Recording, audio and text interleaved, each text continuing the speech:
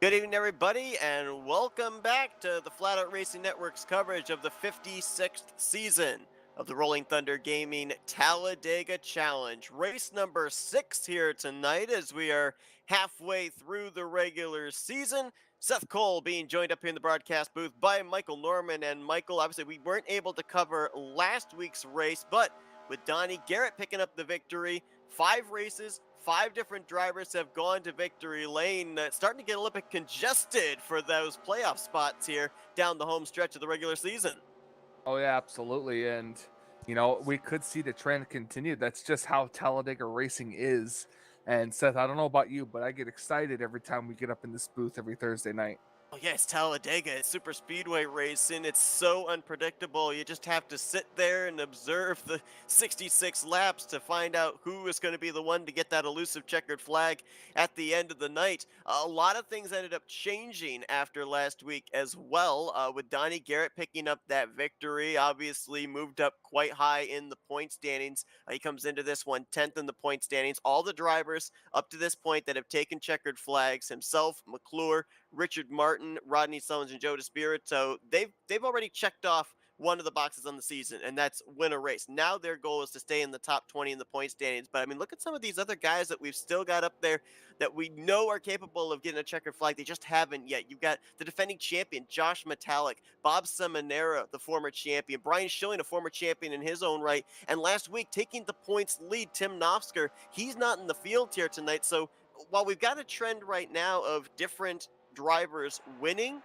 we also have a trend now 2 weeks running, including tonight, where the guy that comes in the points leader isn't even in the field. Rodney Sullins missed last week's race, and Tim Knopfsker on vacation is going to miss out on tonight's race. So I guess the thing is now, if you are the points leader after this week, you got to go on vacation next week. Is that the trend we're setting now? Apparently, it seems like it. That's the way it's looking. Well, these drivers are getting ready to grid up for the 6th race of the season. We'll be giving your starting lineup momentarily. Again, all of the qualifying results this season are based off of Lotto Q. The game pretty much determines where you start. We have seen that throw a bit of a monkey wrench in the strategies of drivers. So those that start at the front obviously want to stay at the front. Those that qualify at the back seem to sometimes be pretty satisfied being back there and wait until green flag pit stops to strategize and get track position, and of course to keep themselves out of trouble of the dreaded big one. But the pole position tonight is going to be captured by none other than David Cannon, and he'll be alongside of the former winner this season, Joe DeSpirito, Brian Schilling, and Jerm Lewis. They're going to make up row number 2. Chuck McClure, the former winner of the season, and Milt Surratt, they're back in row 3. Bobby Farrell and Dave Melson make up row 4. The top 10 going to be completed by Wiley Coate and Glenn Harris. Bob Seminara is going to make up row 6 with Mark Paglia. That's going to be Chris Elliott and Donnie Garrett. They'll be in row 7. Row 8 finds Ken Roberts and Doug Hewlick. Row 9 with Josh Metallic and Ron Hagelin, and completing the top 20 will be Mike Rogers and Brian Lavelle. Back in 21st is where we find Jeremy Jeffries, Rodney Sullins. The former winner is going to line up in 22nd. Row 12 is shared by Cy Jones and Terry Bombard. Row 13, Curlin Hurst and Richard Martin. Row 14 is where we'll find Bob Dixon and Jason Scheck. John Godfrey and Wayne Pribnow will complete the top 30. Pat McCarsky will be alongside of Sean Prime. They'll be back in row 14. Correction, that's actually row 16. Row 17 will be Kelly Causey and Grant Wesley. And then completing the rest of the field, Greg Palmer, Dante Ricky, Chris Emery, Bernie Mobbs, and Doug Milewski making his, I believe it's his debut. I'll double check on that. He may have raced last week, but looks like it's going to be 39 trucks rolling off the grid here this evening. We talk about trends, Michael, and it seemed like in the last 3 broadcasts or so that we've done here for this series, these guys are not afraid to take a double wide, 3 wide in the early going, and we usually have our first caution fly somewhere between laps 5 to 7. Do we see that here tonight? Or do these guys make it a little bit further, do you think? Well, if the trends say anything, I feel like we definitely might have one tonight, but you never know. These guys race pretty good. They're not afraid to go at it and to make it exciting for us. So if I had to say anything, I'd say no. I don't think we'll see our caution early on. Well, last week saw the start of the Season 56 Tally Challenge Bracket Series. We're now into round two. We'll update you on who is going up against who and what the Bracket Challenge is in just a moment. But Dave Cannon, that Domino's Pizza Chevrolet Silverado, brings us down to the start-finish line, and we are underway. Green flag waves at Talladega.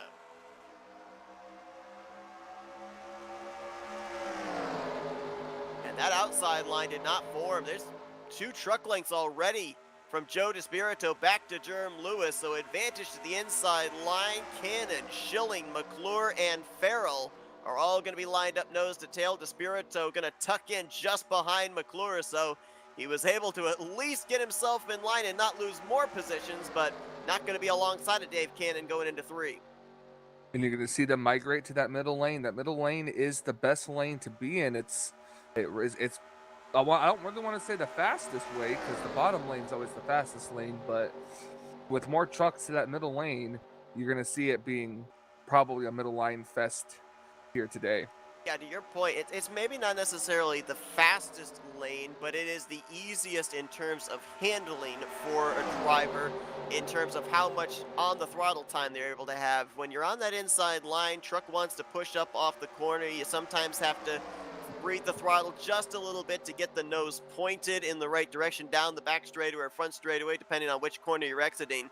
And usually that can lose you straightaway speed. As Dave Cannon, he got himself that lap lead and decides, all right, I'm getting out of Dodge now. He's going to fall back to the 5th position and turn the race lead over to the 4 of Brian Schilling, that Kevin Harvick throwback. Yeah, it's always nice to see throwbacks on these cars. It's fun to watch. You get pushed out of line. You don't fall far back. Let me try to say that a little bit slower. And as you can see, the front 10, maybe a little bit more cars here, about single file before you get to 3 wide, a little bit further in the back.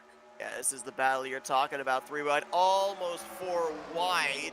That is Ron Hagelin way up against the wall there.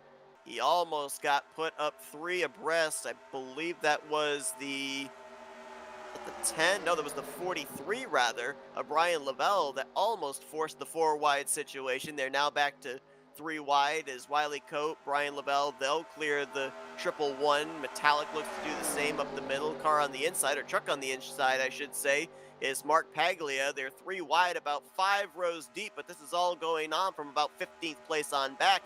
Your top dozen or so are all single file. Yep, and that's good. Maybe now with this, they won't wreck. Oh, speaking of, as I say that, we have a wreck in the back. No caution yet, and now the caution's out. Yeah, you have a car flipping. Wow, Kelly Causey. He was on the brakes to make sure he didn't slide back down to traffic, and must have hit a grip line or something. Yeah, I think that was just the banking that flipped him. Oh man, that's a tough break there though, because that would have probably been a harmless spin, and now he's got roof damage. That's going to be some aero damage he'll have to deal with the rest of this race. Man, I just really had to open my mouth, didn't I? You did. The commentator's curse, it never fails. John Godfrey, I think, might have been the other truck that was the 711 involved in that. The 711. It was at least 4 trucks, I believe, involved. Brian Schilling leads us back to the yellow flag over McClure, DeSpirito, Lewis, and Cannon. Go back and take a look at what happened. This would have been just outside of the top 20, I do believe. Otherwise, we could have very well had more trucks involved. It had been further up towards the front.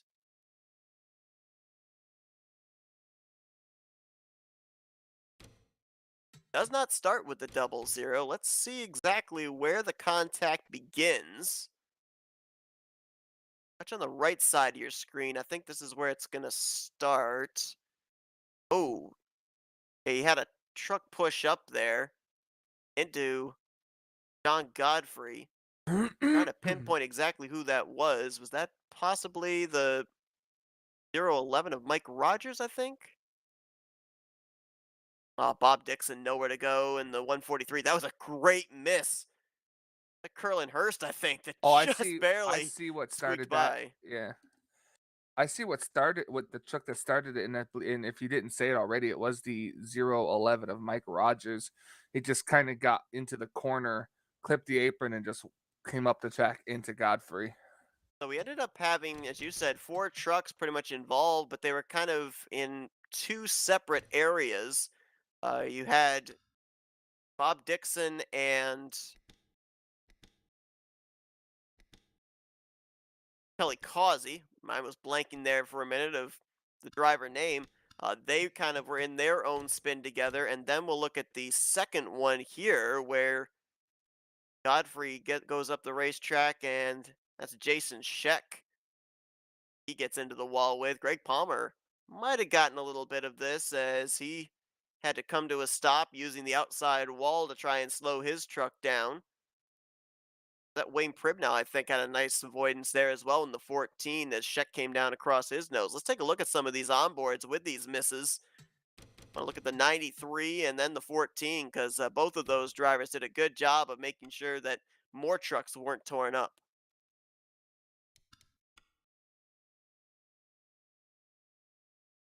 Here's the onboard first with the Crown Royal number 93 of Curlin Hurst.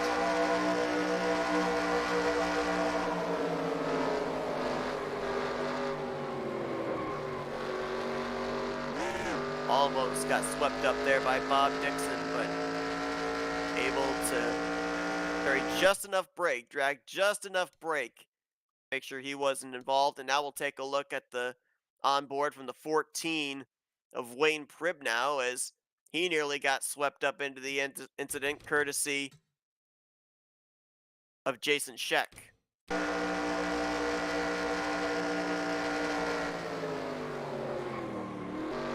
Boy, I think that was even closer than the miss that Curlin Hurst had. You also saw 717 of Chris Emery, who's making his first start on the season, I do believe. He was able to back it down quickly enough and avoid. And we had some split decision here, Michael, as far as pit road being open. Looks like the first 9 trucks elected not to come down pit lane. Everybody else, though, came down and at least topped off the fuel tank. So we get into green flag pit stops here. There's going to be about, what, 3-4 laps difference between drivers and how far they can make it. Yeah, that is true. Also, we got some of the front runners coming in now. The 4, the 17 coming in, you know, probably around the 1 to go was to come into the 1 to go this time around. So that's gonna.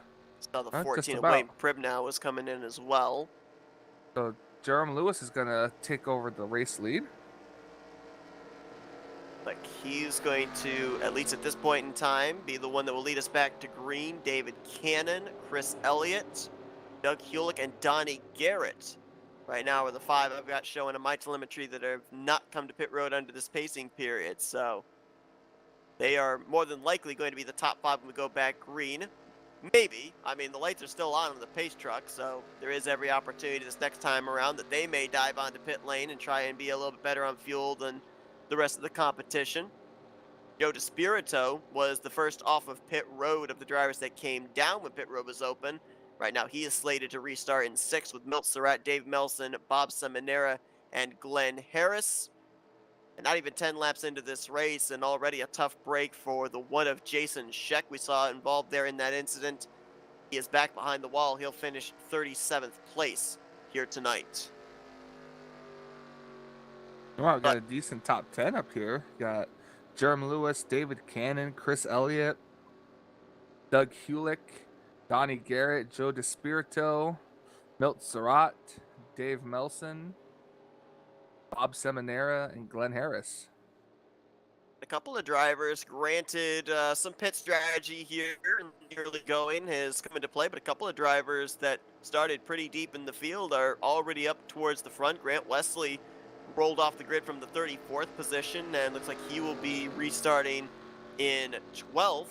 I'm not too sure if we had talked about this or not, but Sean Prime, I don't think he took the green flag. They said he was having some computer issues.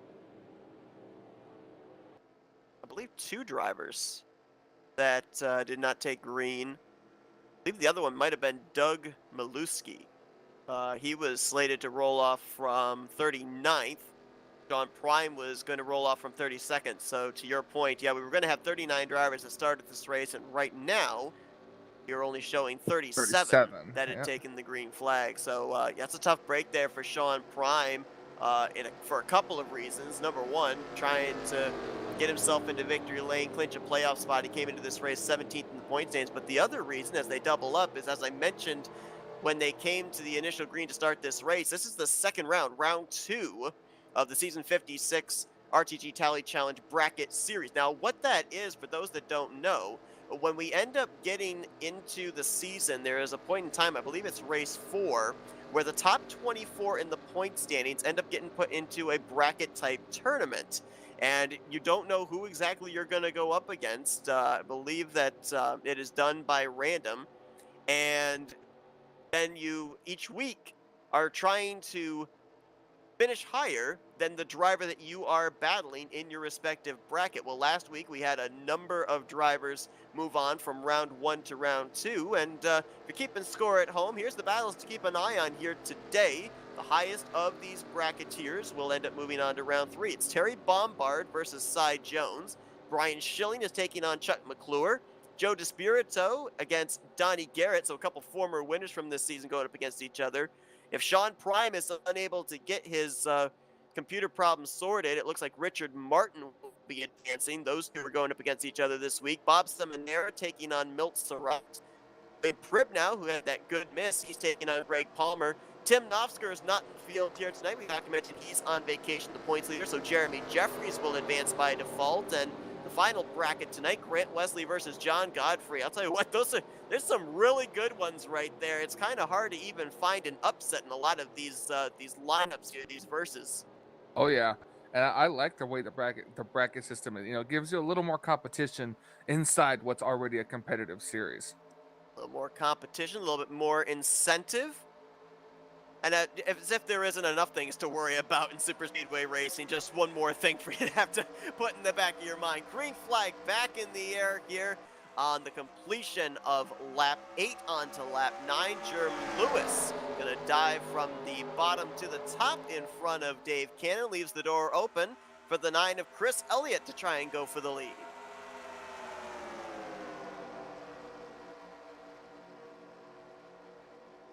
They fan out down the straightaway, trying to pick which line they want to run.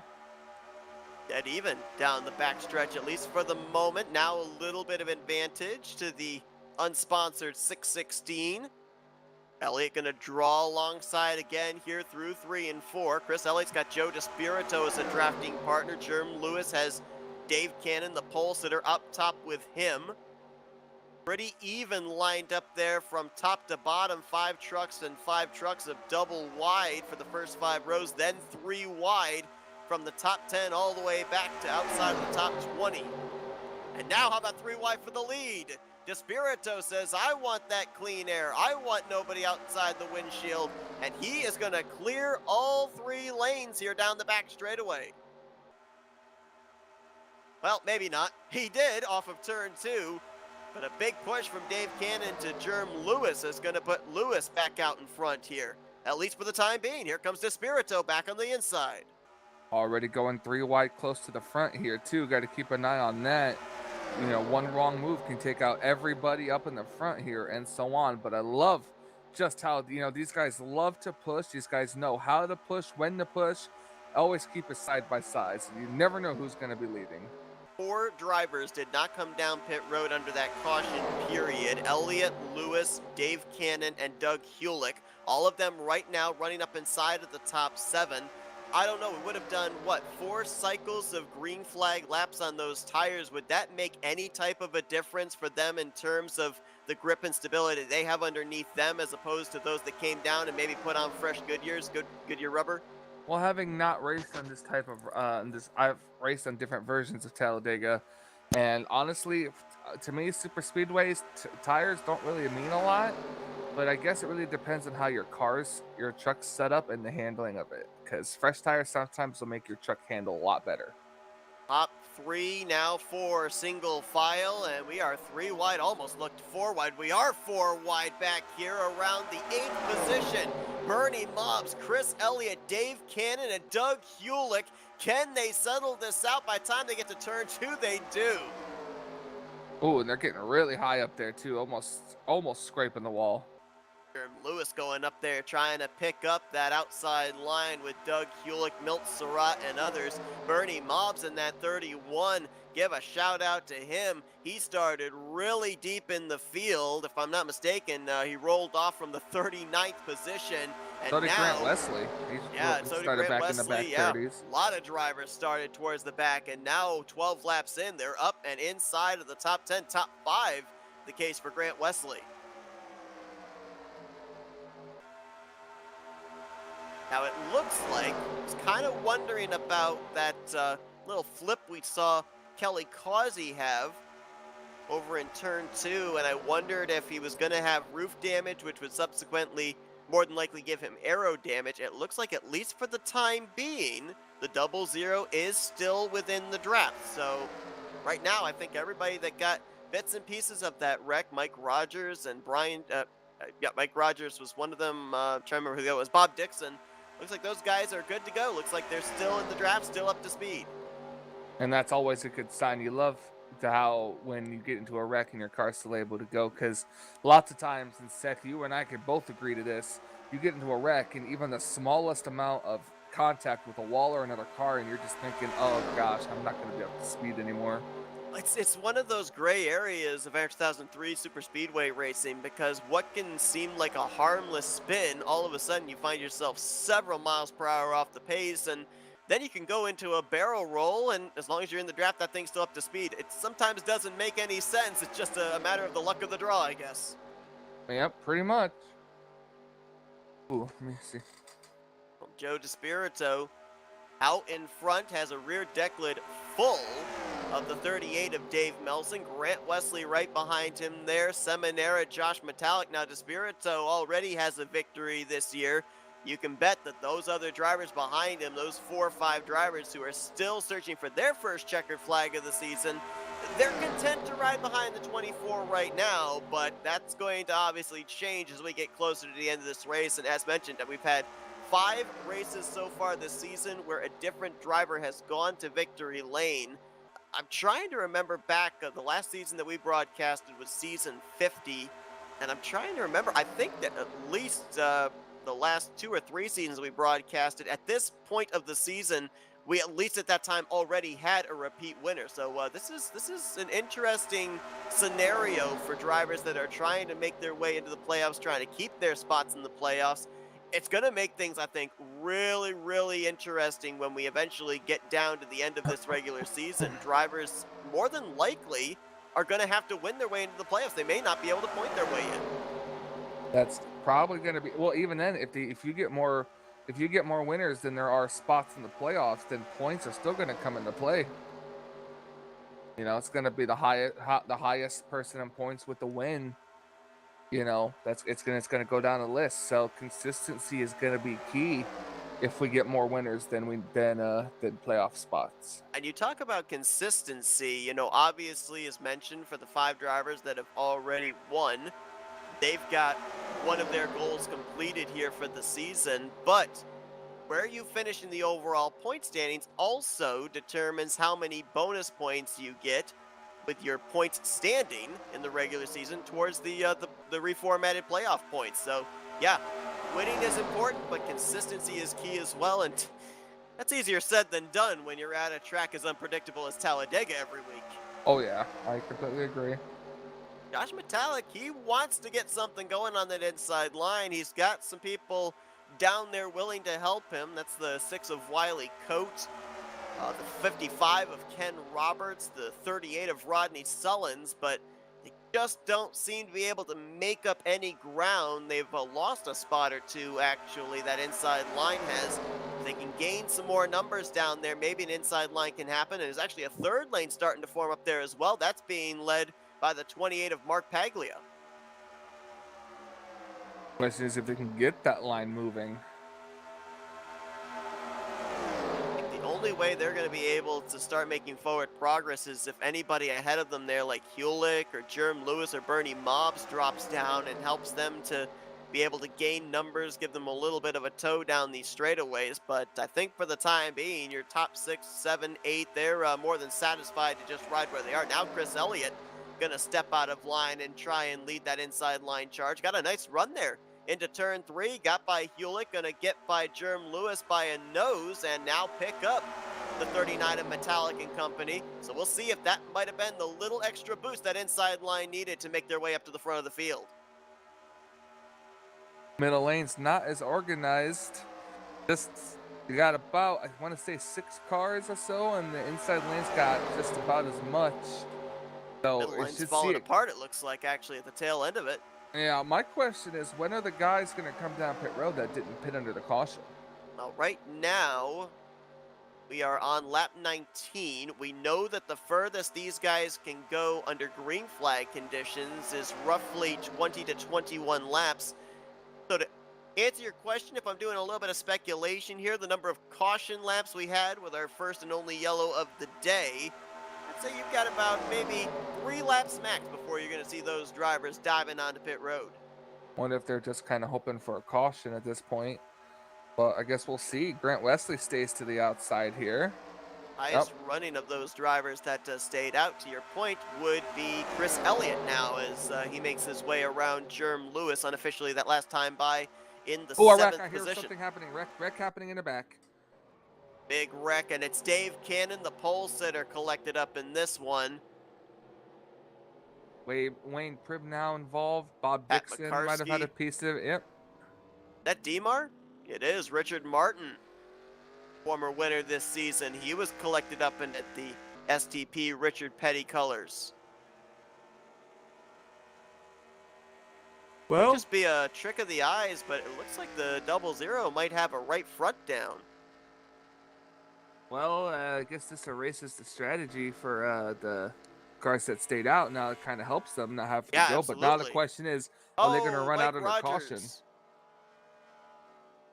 Mike Rogers just saw for a moment there black smoke erupting from underneath that machine. I think he had gotten through the wreck. He might have just toasted the engine. Oh, yeah, he shifted to neutral, and he's just coasting now. Oh, man, that's a tough break there as he had gotten through that wreck. It picked up a couple of spots as a result, and like his day may be over.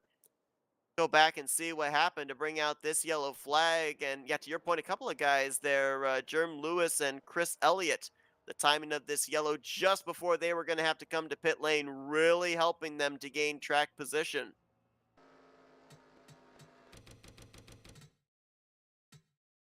So who does this one start with? Second caution of the day, and it's the second time we've had an incident over in turns 1 and 2, and appears it might have been Richard Martin getting a little bit of help here.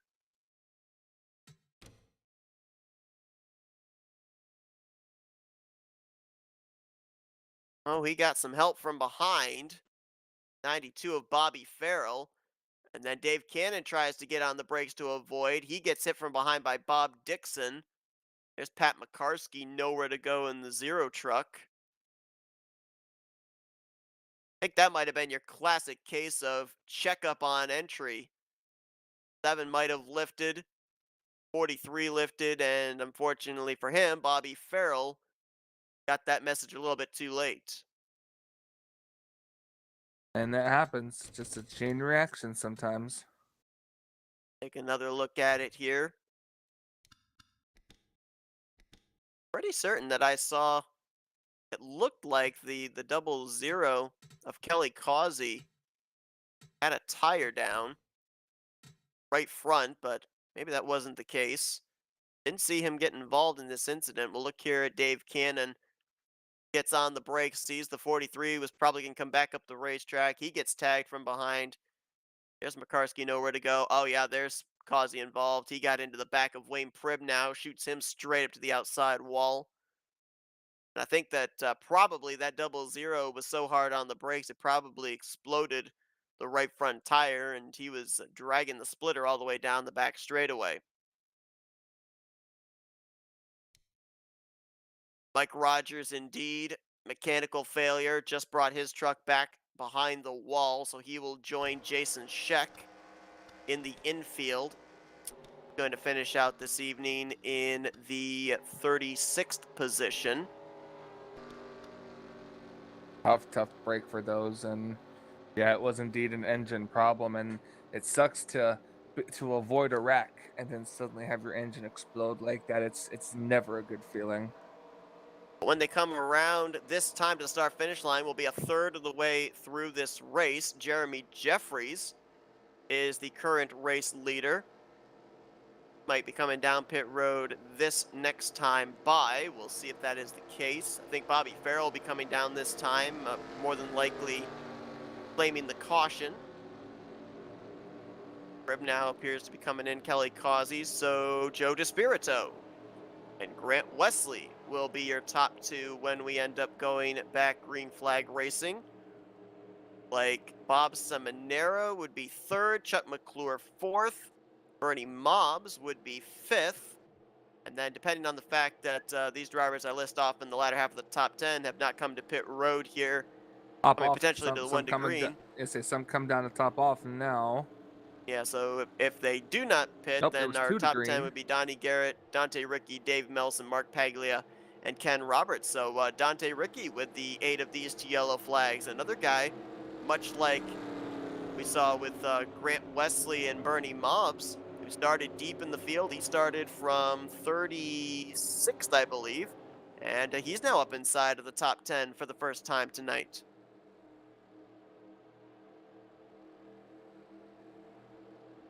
As you alluded to, yeah, we got still 2 to green.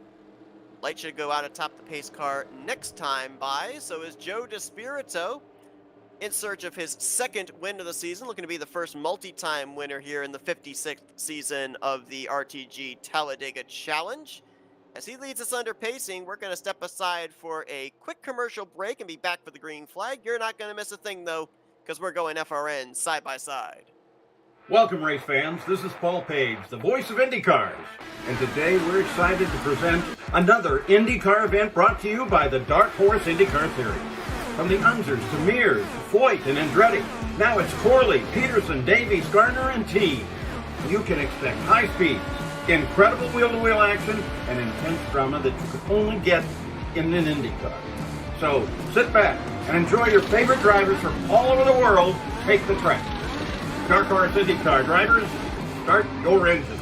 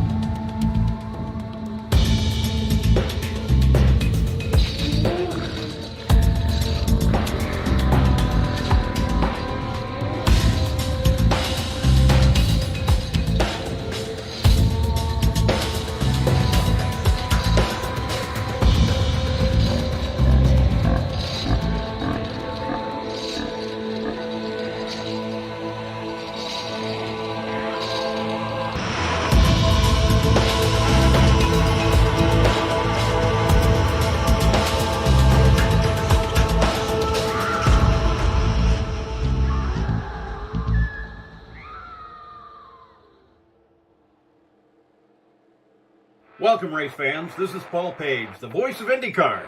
And today we're excited to present another IndyCar event brought to you by the Dark Horse IndyCar Series. From the Unzers to Mears, Foyt, and Andretti, now it's Corley, Peterson, Davies, Gardner, and Teague. You can expect high speeds, incredible wheel-to-wheel action, and intense drama that you could only get in an IndyCar. So sit back and enjoy your favorite drivers from all over the world take the track. Dark Horse IndyCar drivers, start your engine.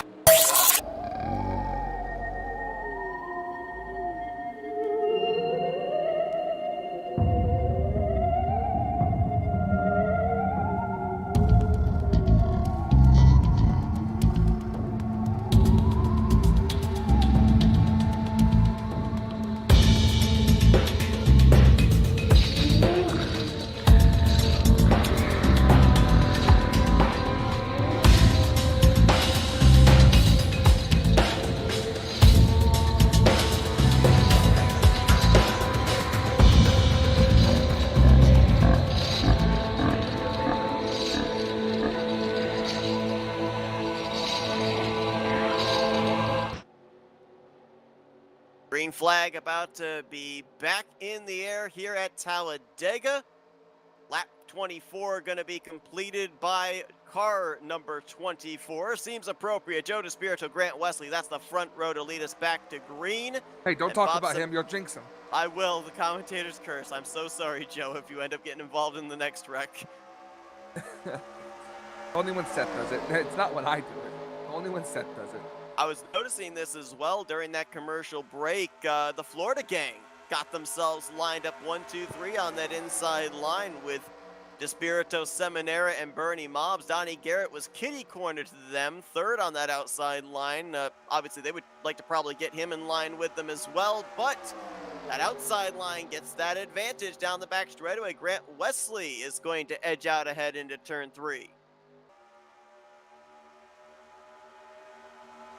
The middle to fun fact that Joe and Bob work well together, but they actually prefer to be in that middle lane rather than the inside lane. Grant Wesley right now getting a big push from Chuck McClure, and I remember back a couple of weeks ago, Michael, when we talked to Grant after a podium finish, and he said, you know, he missed a couple of the first races of the season, so he is out there trophy hunting to make sure that he gets that check mark done of win a race and then worry about the consistent finishes up inside of the top 20 in the point standings. We saw him start pretty deep in the field. Didn't take him long to get up here inside the top 10, eventually the top 5, and now to the race lead. Question is, though, how much defense is he going to play to be able to keep it? Because he's got a hungry Chuck McClure behind him. Yep, it's going to be... I think they might be well enough to run for right now. I don't think I would see the 17 pulling out a line without help. So the middle lane right there is going to stay like that. But you're right, it's very hard to defend once you're in the lead here because you've got so many lanes to choose from, to block and all kinds of stuff. Well, remember, Chuck McClure is on a little bit of a redemption tour right now. He won the season opener and then thought he had won the third race of the season, making him a multi-time winner, but it was deemed by RTG admins that he had jumped a restart due to not having second gear. Subsequently, the win went to Rodney Sullen, so McClure is out there trying to get that second win back. Oh yeah, and he's gonna have to earn it too. Got Donnie Garrett right behind him. I mean, you gotta wonder what kind of a confidence builder it is for a driver, how it changes their ability to approach a super speedway when they already have that victory. McClure already has a win. Donnie Garrett got his win last week, and now these guys are out there just trying to build up more wins and more playoff points for when we end up eventually getting the postseason standings reformatted. And there's that third lane on the outside where all of the cars are at right now. That is a lot of cars. You're right. My goodness. They're being led by Chris Elliott. He's got Rodney Sullins with him. I believe that's Ken Roberts third on that outside line. You've got about 14, 15 trucks all lined up there, and they can't decide middle and inside line which lane they want to have. So Chris Elliott's going to have a heck of a run here down the front straightaway. Now Donnie Garrett's going to get the push as he pulls up in front of the 9. And the 88 should have went up in front, right alongside the 77 when he went up. Grant's going to get the lap lead, but we'll see if he can keep the lead coming out of 2. If he can maybe clear the 77 here and then tuck up in front through the center of 1 and 2. No, Donnie Garrett stays to his right rear quarter panel. So Donnie Garrett, provided he gets the push down the back straightaway, could very well be our race leader by the time they get to turn 3. There's the push, there's the momentum. Wow, that's a heck of a shot right there. You saw the back end of the truck almost step out from underneath him. Oh yeah, these guys are pushing hard. That's what makes this series so great. We've heard from the drivers, they feel that it's such much more of a comfort level in these trucks, the ability to be able to line up the bumpers, to be able to push, to be able to generate speed. On the flip side, though, I think we've seen wrecks and flips a lot more violent than we've seen in past seasons of broadcast here for this series. But I guess you got to take the good along with the bad. As Donnie Garrett had that charge, I thought he was going to be able to clear Grant Wesley at some point, but that inside line is hanging tough. They will not give up. For now, but let's see how it happens coming in now. The 77 is almost clear. Tough break I just saw there for Wayne Pribb now. The 14 maybe losing the draft. We saw Pat McCarskey get involved in the second caution of the day. He has lost the draft as well. So those are a couple of drivers in particular hoping for a yellow flag to stay on the lead lap, because if things continue under green flag conditions, it's not going to take very long for a motoring pack of 30-plus trucks to be able to reel in a truck that's running all by its lonesome. We got new leader, the 77. And Nature Boy is going to make his way to the front of the field. Well, he'll have the lead for a moment. That's the thing I wish that we could actually have with super speedway racing. Every time we come around to complete a lap, that is where a lead change is recorded. I want them to record how many lead changes there are during the lap too, because I swear we'd be up in the triple digits. Yeah, I completely agree, 100%. We would be in the triple digits, and not all of the same drivers too. Third line starting to form again. Correct me if I'm wrong. I think that's the 23 of Doug Hewlick who is leading that, along with Brian Schilling. Saw Josh Metallic jump up there just a few moments ago through the tri-oval. So we may end up seeing 3 wide for the race lead in the next lap and a half or so. Yep, they're coming. Oh, Kegley. Ooh, I thought that might have been our third caution. That truck got really tight, almost pushed up into the side of Chris Elliott. Yeah, that took my breath away right as I was about to say something. Oh man, the hard, breathtaking moments happens a lot here. I mean, it's hold your breath style action. Well, we're up here in the booth. We're not down there behind the wheel of one of these trucks at over 190 miles per hour. Imagine what their heart rate was when they saw that 28 pushing up. Probably the same heart rate as me and you had calling that one iRacing race where everyone was kicking sideways at Daytona in the old 80s, 85 cars. Oh gosh, I remember that. Well, I'll bet probably some of the drivers' hearts stopped just moments ago there, maybe thinking we were going to see our third caution of the day. But credit to Grant Wesley and Chuck McClure. I thought they were at a disadvantage on that inside line. They have since gotten up to the middle groove in front of Donnie Garrett. So now the top 3 single file battle side by side for fourth between Melson and Chris Elliott. And it very soon might be 3 wide, because that 23 of Doug Hewlick, he may only have about 5 or 6 trucks on the top side with him, but they are fast trucks and they are making tremendous forward progress. Yes. Middle lane's where it's at right now. Everyone else is kind of 3 wide or not. They're not really trying. You know, you got some people that try to get up to the front, and you got some that just ride, and it seems like a lot of the cars in the back are kind of just riding it out right now. There's Rodney Sullins in the middle of that 3 wide situation. He's the 38. Dave Melson to his inside, the 038. And on the top side, the 23 of Doug Hewlick. Of course, Rodney Sullins headed into last week's race, the points leader, but did not make the start. So he comes into this race tied for 5th in points with Brian Schilling, has that victory back in race 3.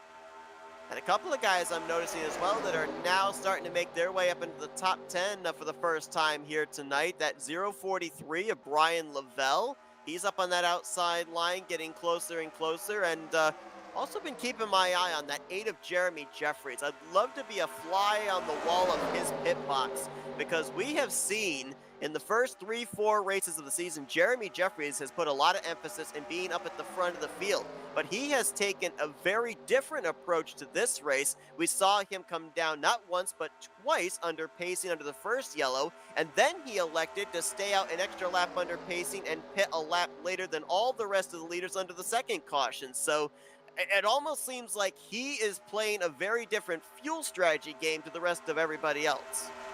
Well, we are past halfway here, so fuel strategy, should this race go green, should come into play. And I believe, well, I've actually lost track of when these guys went back green. Oh, actually, they went back on lap 25. That's right. So we're looking around lap 45 to 46 of when these drivers would come down pit road, which means, Michael, oh boy, it would be almost right on the numbers that these guys would be able to make it the rest of the distance on just the upcoming next pit stop. Well, let's hope for a good fuel strategy race.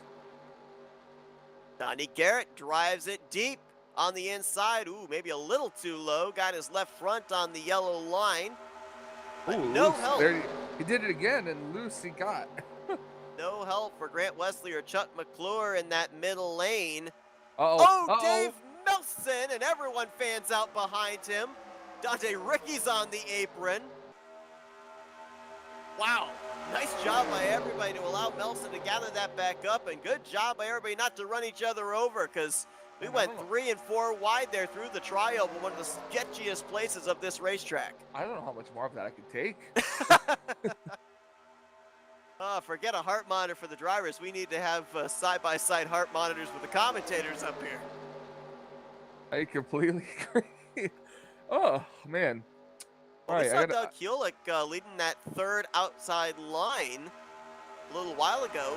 He, Brian Schilling, Wiley Coate, who were all members of that extreme outside line, they've now got themselves 3rd, 4th, 5th in the middle line, so they've made good forward progress. And here comes the third line again. This time, it's Jeremy Jeffries with help from Terry Bombard. They're about to crack into the top 10.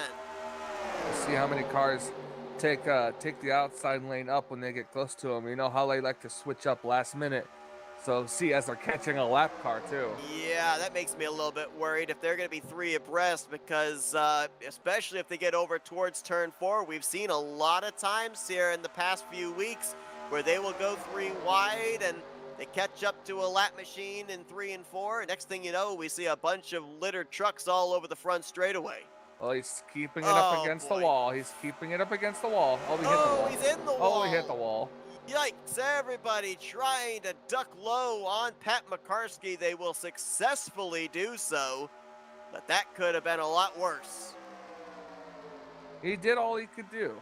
As a lap car, you're told to get out of the way, and, you know, there's only one way he can go, and that's up high, and sometimes just getting that little extra high, you can scrape the wall there, but he did a good job keeping it up there.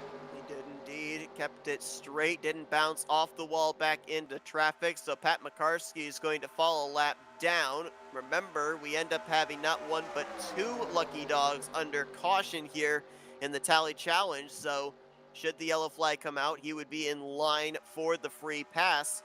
These guys may not be done with slower traffic either. They've got maybe another 6-7 laps, and they would be reeling in the 14 of Wayne Pribb now as they continue 3 wide. Caution is out. Yellow flag is out. I'm not certain for what. I don't know why. The Yeah, there's no wreck. Unless it was debris caution or maybe some admin thrown caution. I have no idea why there is a caution out right now. Well, I believe we had ourselves a phantom debris caution back in the season opener as well. Fanning through the field just to see, but looked like anybody was out of shape, spinning, or wrecking. So it does look like we may have had ourselves a phantom debris caution. Either that or the person that's at the control switches fell asleep and accidentally hit the caution button. I'm not sure. So now what? I mean, we're now about, what, 26 and a half laps away from the finish. Nobody can make it on fuel regardless of when they come to pit road, I think, here under this caution period.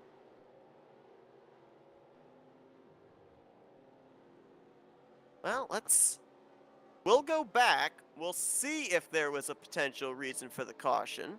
I don't think there was. I don't think there was. I think this was one of those phantom debris yellows. It could be. Could be that. Could be an admin thrown. I can try to get verification. Perhaps. Well, we're gonna. They're coming to pit road now, so. Yeah, we'll quickly jump up there and watch this pit stop if indeed I don't see anything incident-wise that brings out the yellow flag. Focus on the pace car here real quick. Spanning through the field. Nope, nothing. So it was a phantom debris yellow. Pit lane open. Leaders are in. And we'll see who's going to win the battle off of pit road here. As stated, this is not going to be the last pit stop of the day for these drivers. They cannot make it on fuel from this point on. It will have to be to pit road maybe as late as 6 to go. Grant Wesley wins the battle off pit road. Donnie Garrett and Chuck McClure going to come out first, second, and third. Well, this helps 2 drivers. Wayne Pribnow is not going to go a lap down, and Pat Makarski is going to get the free pass. So the 35 drivers that are still running, all of them will be back on the lead lap, with a restart coming up somewhere in the vicinity of 25 to go, maybe a little more than that. Well, no, I feel like we're going to have maybe 1 to 2 more laps of caution. So maybe these guys who come in and top off at the last minute may be closer to making it on gas. We will see. I don't, off the top of my head, remember just how many laps you can save of fuel here at Talladega, even if you clutch all the way around. It is CTS physics, which means that it is a higher fuel consumption than if you were running in GNS or Cup physics, and it is 2x, which means double the fuel consumption that it normally would be. You can see these guys are already trying that fuel strategy, though. You see the trucks kind of bottom out into the racetrack. That's the indication that they're dumping the clutch, shutting the engine off, and trying to get every little bit they can here for this upcoming run.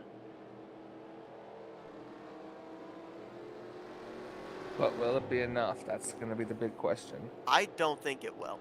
To be perfectly honest, I don't think you can save enough to make it the rest of the way, unless I'll bring up this possibility, especially with who we've got out in front, because I remember back to a race that Grant Wesley won where they were really close. They were about 2-3 laps away from making it to the finish on the calculations we had, and Grant Wesley took the caution with 3 laps to go and was able to clutch under pacing, come around to win under yellow, literally on fumes. So, you know, I said about maybe 4 to 5 laps, maybe 6 laps short on gasoline. If you save enough, catch the caution at just the right time before the end of the race, and have the race end under yellow, you might be able to get that thing to just barely coast across the start-finish line. Well, I'll be interested to see if anybody comes down this time by it from up front, because I'm pretty sure that was 2 to go under green or under yellow, so it should be coming to 1 to go this time by. And of course, this also throws out another question of if we have another caution between this upcoming restart and the checkered flag, then drivers have to make the decision of, do I stay out, keep my track position, and try and save a little bit more under pacing under that caution period, or do I erase all doubts and all question marks, come down pit road, and make sure that thing is completely packed full of fuel, running the risk that I may lose some track position that I had prior? I don't know. That's a tough question. Even I wouldn't know what to do right now. Well, we are working our 3rd caution of the evening. We're just joining us, 2 drivers back in the garage area, Mike Rogers and Jason Scheck, with Pat Makarski getting the lucky dog under this yellow flag. Our remaining 35 drivers will all be on the lead lap. Grant Wesley is about to come around and complete his 16th lap led. Joe DeSpirito has led 12 laps. 3 laps have been led by Jerm Lewis, and then 4 laps led by Brian Schilling. All the rest of these drivers have led 1 lap apiece. Donnie Garrett, Chris Elliott, Rodney Sullins, Doug Hewlick, Jeremy Jeffries, Dave Cannon, our pole sitter, and Terry Bombard. We should get the 1 to green signal this time by, and look at that. Chuck McClure catching everybody out from 3rd position, dives to pit lane to top off the fuel tank. He's already got a victory in the bank, so why not try a little bit of unorthodox strategy? Gotta try it. Gotta go for it. That's what it's all about. See which line Grant Wesley elects to take here. Takes the inside. He will have Chris Elliott pushing him, and looks like that's the line he will take. If he took the top side, he would have Rodney Sullins as his pushing partner.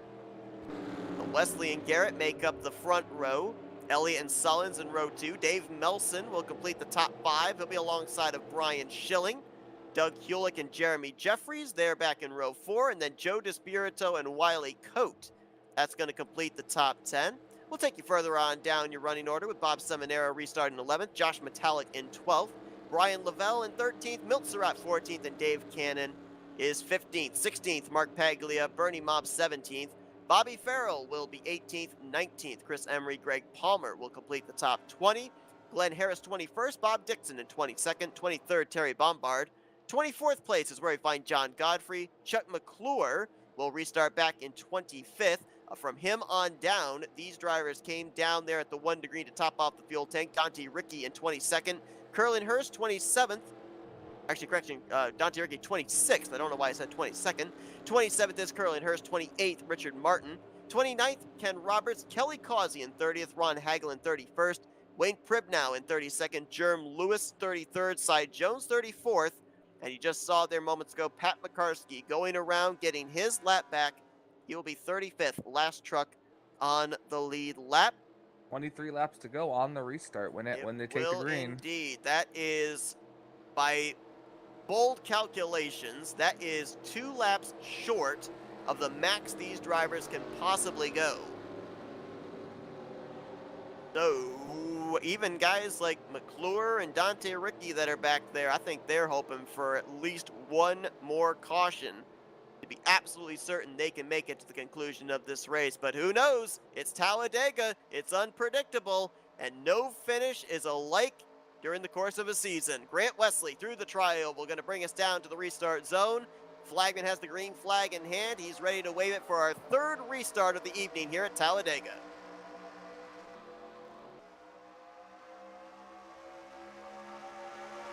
Inside line got a much better jump this time than they did last time. If we want to talk about fuel saving, then you definitely do not want to be the race leader. True, absolutely. Get the benefit of clean air and being able to control the lines, but you are going to consume the most fuel, creating the draft for the trucks behind you. But Grant Wesley, at least for the moment, appears to be willing to run that risk. He picks up Donnie Garrett on the top side. Chris Elliott says, all right, you're going to leave that inside lane open for me. I'll take that, and he's got a nice push through the center of 3 and 4 from Dave Melson and Doug Hulick. Elliott's already led a lap here today. Can he lead his 2nd? Looks like he might get him. Yes, he will. Boy, imagine if that had been the finish. Not sure exactly how close that was. Still waiting for Corey to update. 8 1/1000ths of a second right there between the 9 and the 88.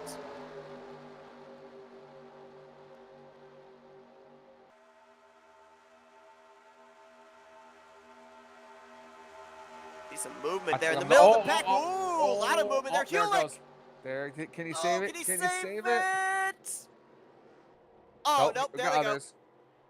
There they go. Brian Lavelle. Oh, man. Bernie Mobbs. They're still wrecking. There's others.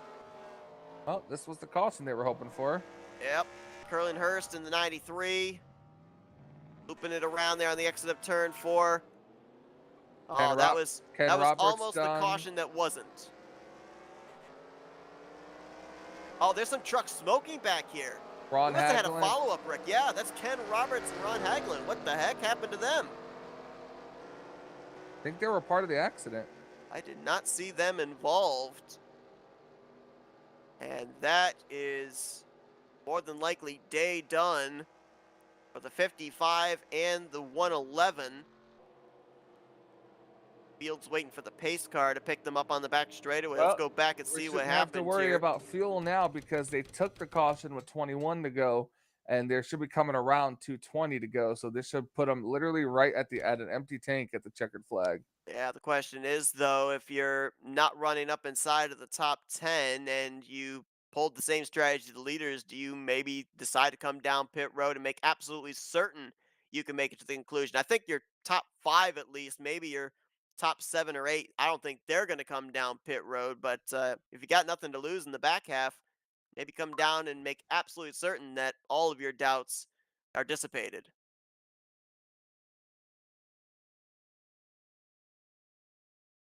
Well, let's show you what happened here to bring out the 4th caution of the day. Watch the 43 there of Brian Lavelle. Boy, Doug Hulick, a nice job of saving that truck, but then Bernie Mobbs, Richard Martin was in it.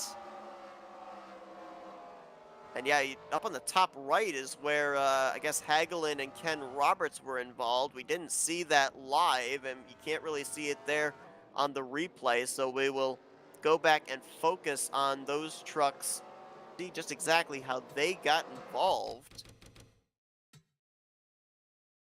I believe. Oh, wow. We had a flip, actually. Oh, dang. Oh, dang. Watch the 40. Oh, yeah, 43. Richard Martin gets into the back of Dante Ricky when they all check up. Oh, and then Hagelin. Wow. That truck was going backwards, and somehow the right side tires just came up off the ground, flipped him over, and then on top of Ken Roberts. That was odd looking. Already seen 2 flips here tonight, and both of them ended up kind of happening from out of the blue, almost in a situation where you wouldn't expect a truck to go up and over. That's a product of super speedway racing. Dante Ricky, Kelly Causey, Terry Bombard, we can add them to the list. Chuck McClure as well involved in this one. Not a lot of damage, but that's the risk you run when you give up that good track position to play it a little bit differently in terms of fuel strategy. Remember, McClure made that late duck onto pit road from 3rd place, coming to the 1 to green, put himself back in traffic, and right in the middle of this 4th caution. We're going to go on board with him.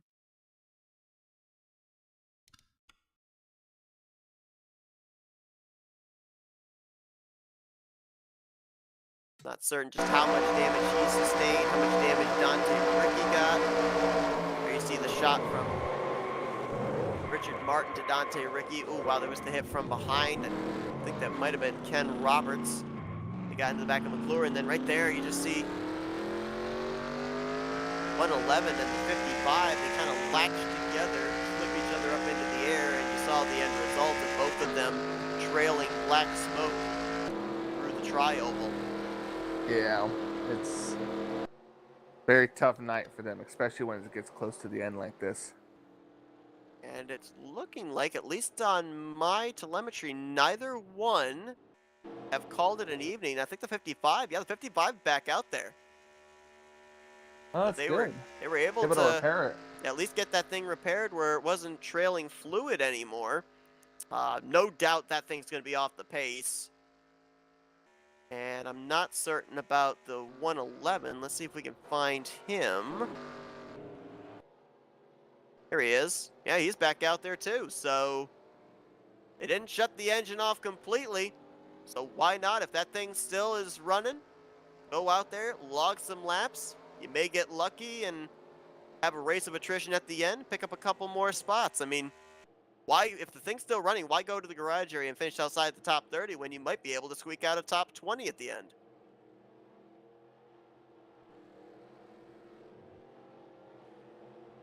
Brett Wesley has led the most laps here tonight, so he will more than likely clinch that bonus point. Still quite a bit of racing left to go. The only driver right now that might have a shot of taking the most laps led bonus point for him would be Joe DeSpirito, but DeSpirito is right now back in the 26th position, so it looks like Wesley will have a pretty good stranglehold on that bonus point. Yeah, but don't think he's going to stay back there very long. No. He'll find his way up there. Should get the 1 to green this time by, I do believe. Everybody was on the lead lap when that caution came out, so there will not be a free pass machine going around the pace car here. And Metallic, he's going to come down pit road. He would have rolled off 7th on this restart.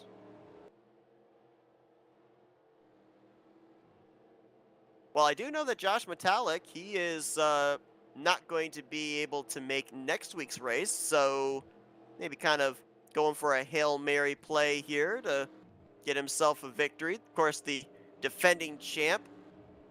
Really interesting circumstances in how he became the champion last year. Of course, we end up starting out with 10 drivers. It eventually whittles down to 7 and then whittles down to the final 4. Well, last year, when we were in the round of 7 elimination race, there was a tie for that 4th and final position. So instead of a final 4, we had a final 5, and Josh Metallic was able to win the season finale and the championship, trying to defend that crown here this season. He's been off to a good start too. He hasn't been able to find victory lane, but after 5 races, comes into this one second in the point standings, only 8 points back from Tim Nofsker, who wasn't in the field here tonight. Double file down the back straightaway, getting ready for the restart here. Gonna have about 17 laps to go, give or take.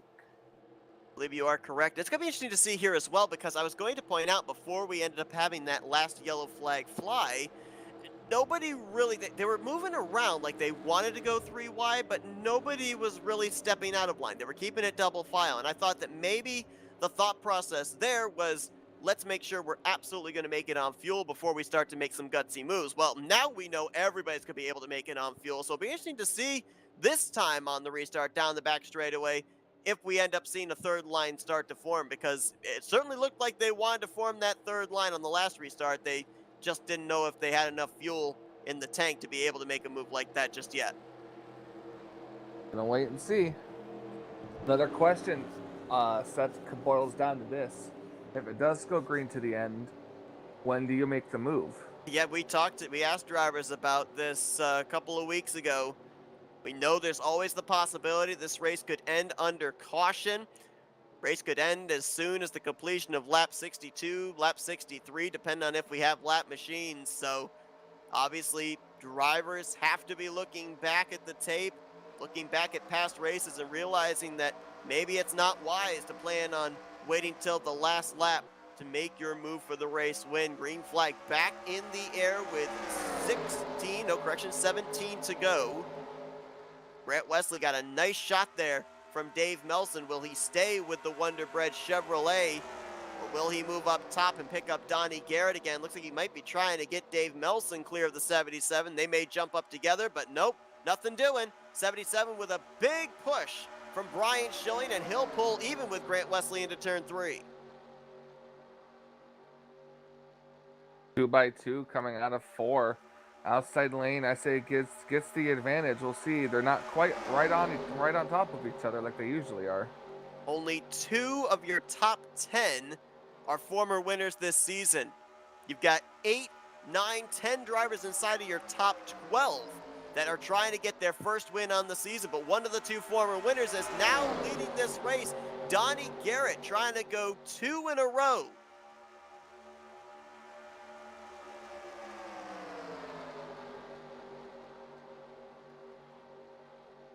Grant Wesley, we mentioned, missed the first couple races of the season. He has been slowly clawing his way up the point standings. Last week, up 9 spots to 19th, and if he finishes up inside of the top 5 again here this week, we could see him up inside the top 15, maybe even inside of the top 10. As double wide up here for the first 6-7 rows, then a third line is starting to form. I believe that's Chris Elliott that is leading that group. He's here tonight, proved that he's got a very good truck to be able to lead a line. This is about the second or third time we've seen him be the lead truck in an outside lane.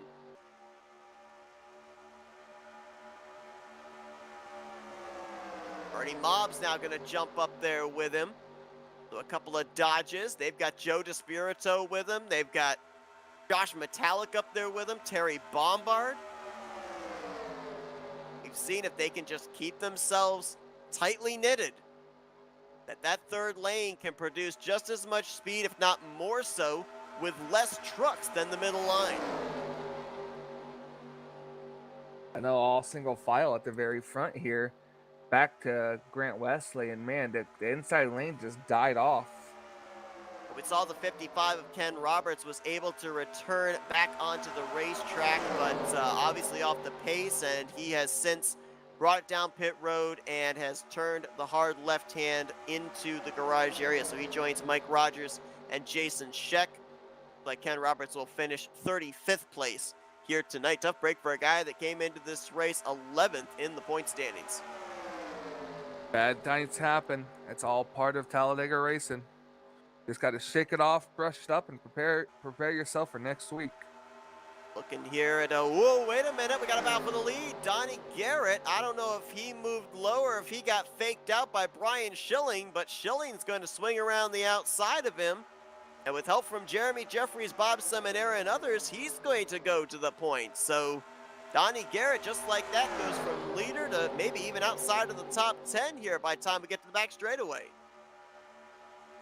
And it's a tough break. Things like that happen. He's got nobody on that very inside lane.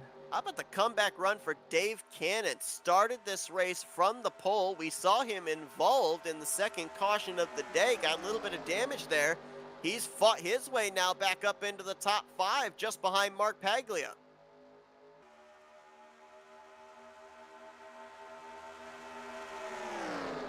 Dante Ricky is now up inside of the top 10, running behind Rodney Sullins and Chris Emery. Emery making his first start on the season. So used to seeing him in a 222, a bright yellow machine, but he's instead in a pink 717. He just crossed the line inside of the top 10 for the first time tonight, so keep an eye on him making a late race charge.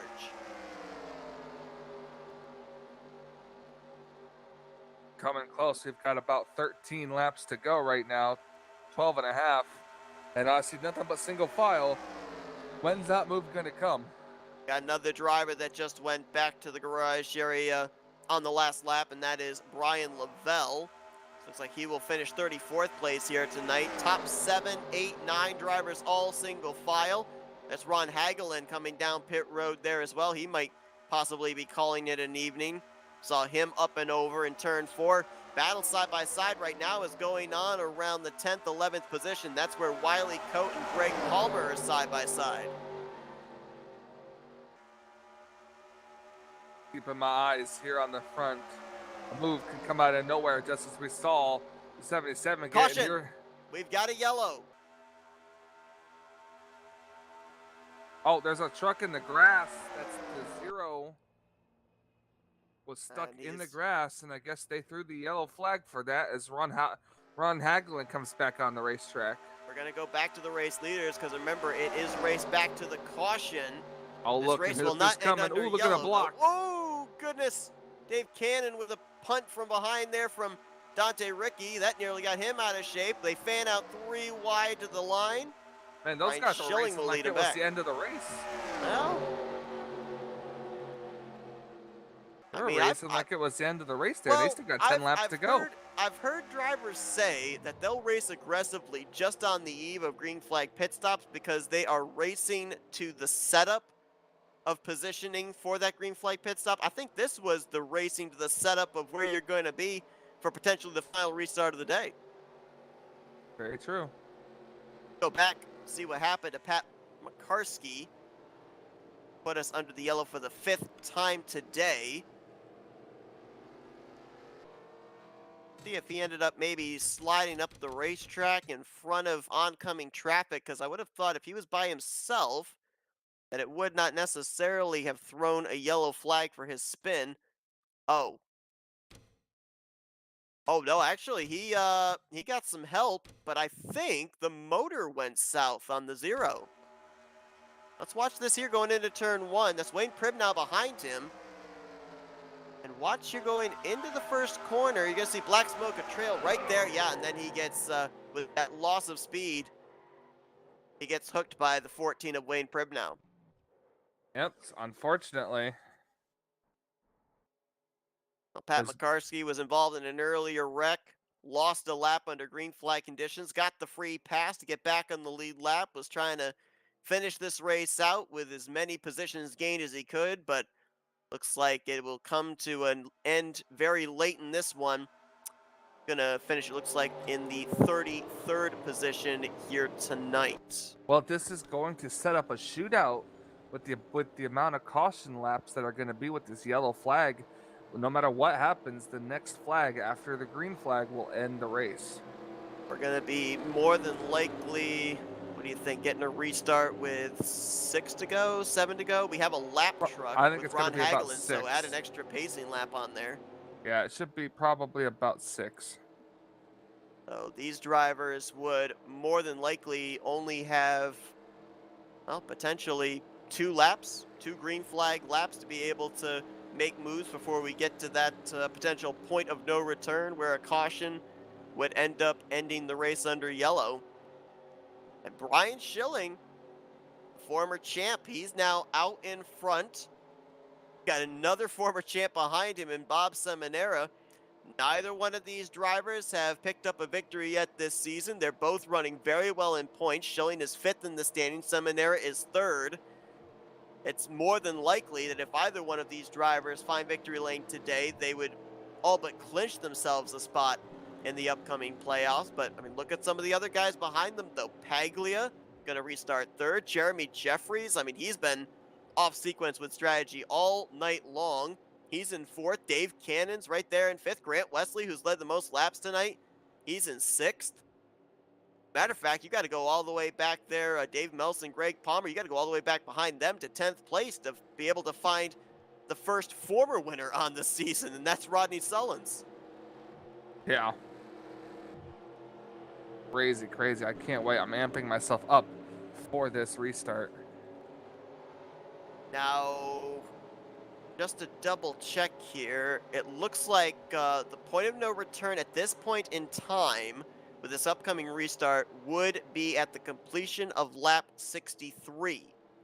It would not be completion of lap 62 because, yes, we have a lap truck right now in Ron Hagelin, but he was not the cause of the yellow. He lost the lap prior to the caution coming out, so he would get the free pass. So we would have no lap truck here on this upcoming restart. So we would eliminate that potential extra lap if we ended up having a caution come out in the closing stages with, say, 3 to go.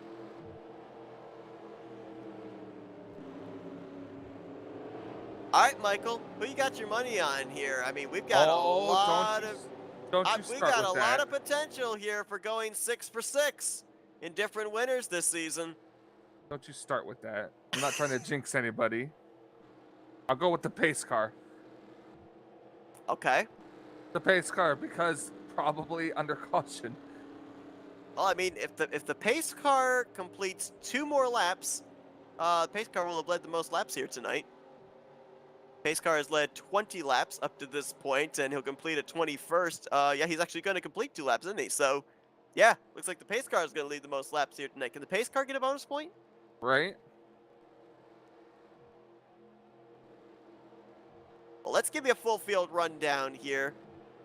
These are the players that are still in the hunt for tonight's victory. We gave you the top 10 down through Rodney Sullins. We'll take you further back. Bernie Mobbs in 11th, Chris Elliott in 12th, Josh Metallic 13th, Donnie Garrett 14th, Wiley Coate in 15th, Chris Emery 16th, John Godfrey 17th. The rest of the top 20, Terry Bombard, Chuck McClure, and Doug Hewlick.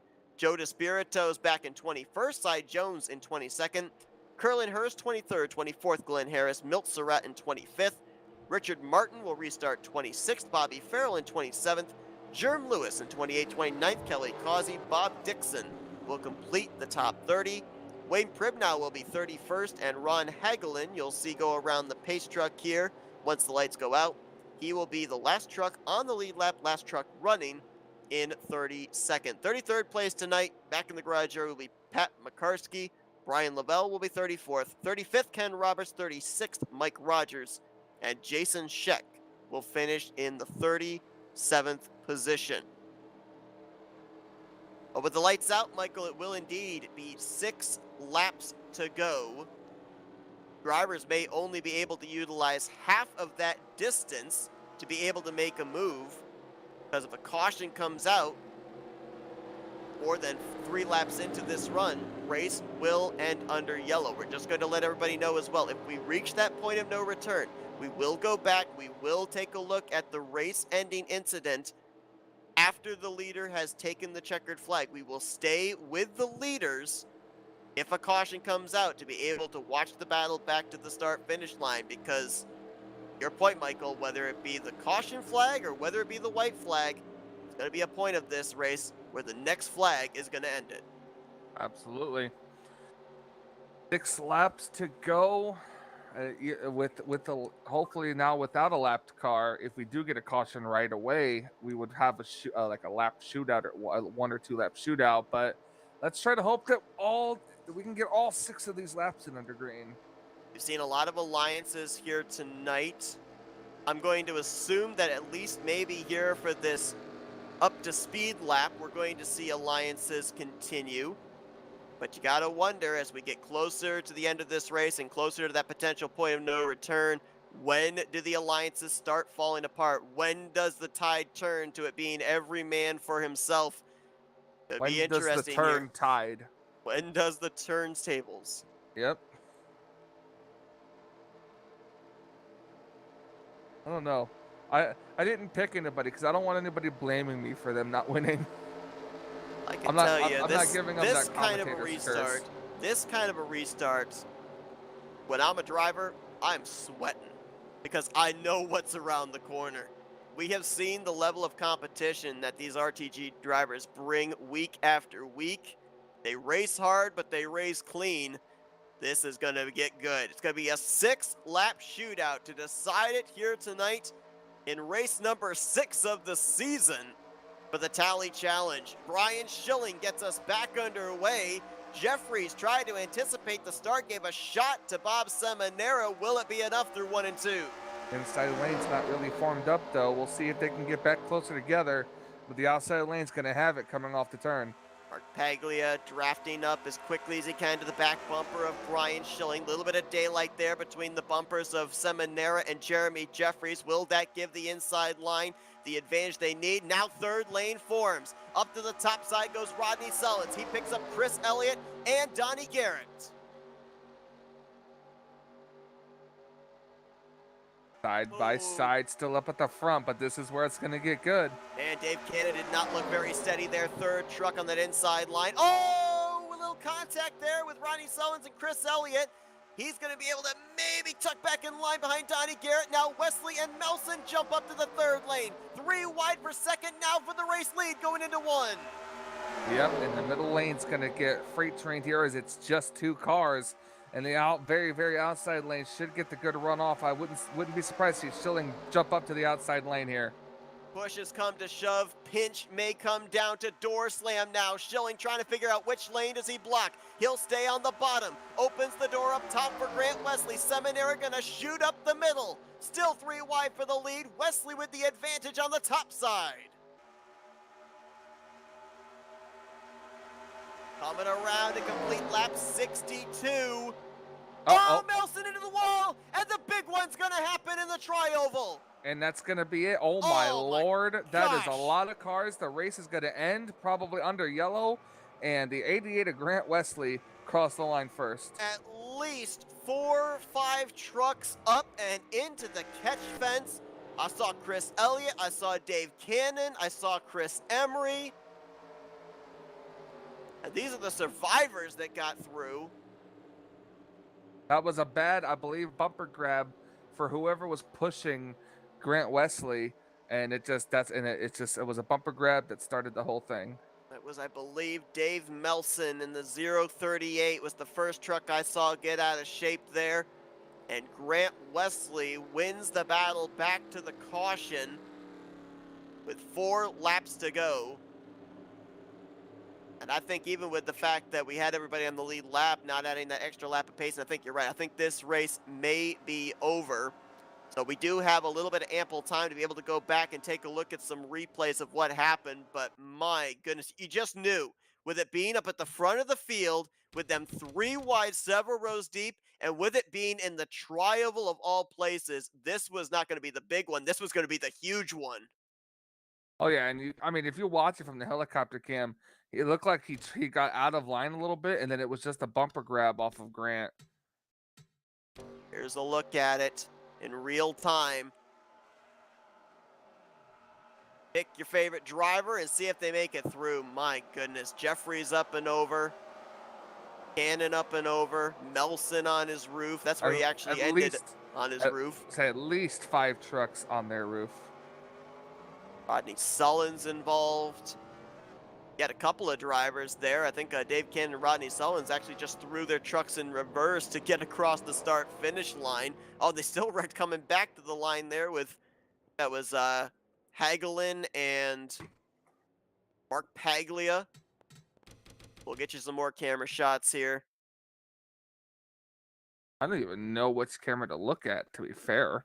My goodness. Absolute carnage here in the closing stages at Talladega. Here it is again. Yeah, that bumper grab you're talking about there. That was Dave Melson. I don't know if he got bumped out of line or moved out of line, but then he tried to tuck back in front of Chris Elliott, and the two of them hooked. Grant Wesley, Bob Seminara, and Brian Schilling should be our top 3. I guess we're gonna wait and see. I feel like this race would be over. We don't have any lap down cars, so it'd be a surprise if they were to get a 1 to go signal this Yeah, time that's by. what I'm wondering. I don't think it's going to be a one-lap shootout. These cars I are think doubling we up had like it might be. Well, I think we had a scenario similar to this back in, what was it, race 2, I think, where we thought they might be able to go back green and the lights end up staying out top the pace car. So as we'll have you keep an eye there on live. We'll continue to show you some more angles of this incident, bringing out the 6th and more than likely final caution of the day.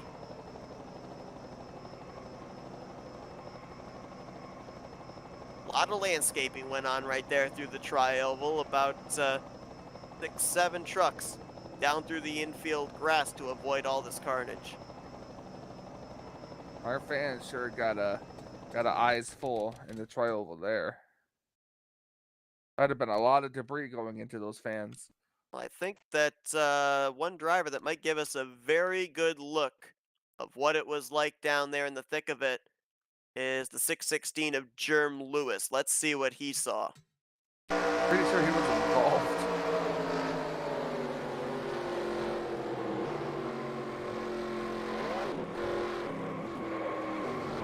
Where do you go? Lights are still on, by the way, so this race is ending under yellow. Race is going to be official with Grant Wesley going to victory lane. Finally gets that checkered flag he's been looking for since race 3. Oh, there's that follow-up wreck I was talking about with Germ Lewis, Mark Paglia. I believe that was Richard Martin. The white flag was displayed just moments ago over the hood of Grant Wesley's 88. We bring you back live now here for the final half lap under pacing. Like, one truck involved in the incident will not make it back to the start finish line. He's going to be in the garage area. Germ Lewis, Dave Melson, Rodney Sullins, and Chris Emery, I believe. Those 3 trucks ended up having to teleport to pit road, so it doesn't look like they're going to make it back to the start finish line either. Everybody else beaten, battered, bruised, some of them crunched. Oh, they're just limping those things around to try and finish wherever they can.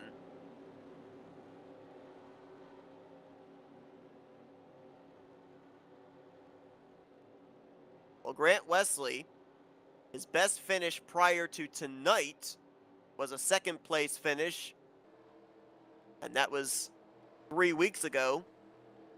Going to be his 3rd podium finish of the season. And it is going to be his 1st win of the season. A driver who 2 races in on the year was down around the 41st position in points. Look at him 3 weeks later, he's cracked the top 20, and here tonight, he could very well pick up enough points to maybe be up inside the top 10. He led a lap tonight. He led the most laps, 25 in total, and he's going to lead the most important lap of the night. 1 lap to go. As through the tri-oval. Oh, well, yep. A little preemptive there. No, he's got to take the white flag here first. He's got to take the white flag. I thought first. he'd already taken the white flag. That's my bad. Yeah, dang, so they're trying to get this to end early, huh? Might as well, right? I'm the spoiler king. Spoiler alert, Grant Wesley wins the race 1 lap before you think he does. Don't say that. Imagine him blowing an engine right now just because you said that. I didn't say he blew an engine. You did, so it would have been your fault. Nope, you were the one talking about him. You're the one who said he won the race. Well, take a look at some of these drivers and where they're going to finish, though. Give a shout out to Cy Jones, that Sunoco Chevrolet. Got through that big wreck, and he's going to bring the 7-car home in 7th. Doug Hewlick, we saw him involved in an earlier incident. He's going to bring it home in 8th place. I mean, good runs for some of those guys. A lot of times in super speedway racing, it's all about being in the right place at the right time to be able to avoid the big wreck. And You can be riding around 22nd through 25th for the majority of the race. Next thing you know, you come across the start-finish line, and you're up inside of the top 10. That's what super speedway racing is all about sometimes in terms of strategy, and there's a couple of guys that can get some well-deserved top 10s here this evening. Absolutely. And that's just the greatest thing about making it through those last lap wrecks. Gonna be a good points night for Bob Seminara and for Brian Schilling. Trying to figure out between those two, I believe Seminara could very well be the new points leader heading into next week. He was only 9 points out of the points lead. Brian Schilling was 17, and Josh Metallic is going to finish back in 9th place. He was only 1 point ahead of Seminara, so I think Seminara, despite the fact he's not going to pick up the checkered flag tonight, he will capture the overall points lead. Dante Ricky going to have a good points night here as well. Dante coming into this race 33rd in points, so he and Grant Wesley both trying to claw their way up in the standings. And now, officially this time, I can call it, through the tri-oval, Grant Wesley going to come down at 70 miles per hour. He is going to cross the start-finish line and get win number 1 on the season here in season 56 of the RTG Talladega Challenge.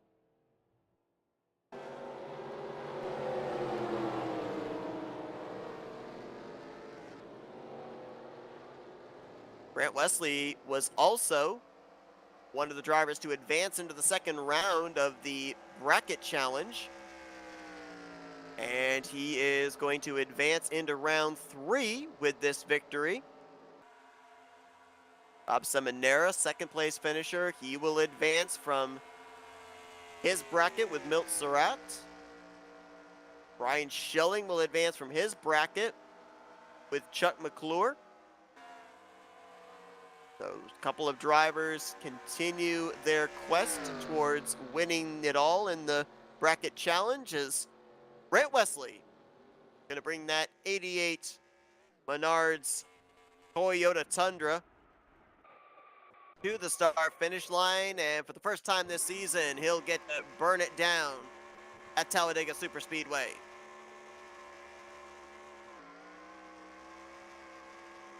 A big win for Grant Wesley. Now he's got to keep that truck inside the top 20 in the point standings for this win to count towards a spot in the playoffs. And he said the first thing he wanted to do was get a victory, then worry about the point situation. Well, took him a couple of weeks when we talked to him about that, but he finally gets it done here this evening, and apparently does not want us to see him. He's going to hide behind that smoke screen here on the front straightaway. Sometimes it's hard to do burnout. Sometimes, depending on how gripped up the racetrack is. He continues to celebrate. Let's take a look at the finishing results here tonight before we eventually go down and talk to our podium finishers, including race winner Grant Wesley. We gave you your top 3. Dante Ricky going to bring it home in 4th. Bernie Mobbs, great run in 5th. Bernie Mobbs might have, let me double check, he might have done the most spots tonight. Yeah, he did. He started 38th and finished in 5th. Chuck McClure going to bring it home in 6th. 7th place for Cy Jones. Doug Hewlick in 8th.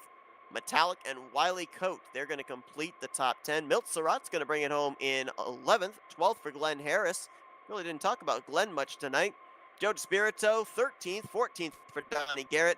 Curlin Hurst will bring it home in 15th place. And your top 20 completed by Wayne Pribnow in 16th place. Remember, Wayne Pribnow was in danger of going a lap down in the midway portion of this race. Pole sitter Dave Cannon, 17th. And then Bobby Farrell, Jeremy Jeffries, Kelly Causey complete the top 20.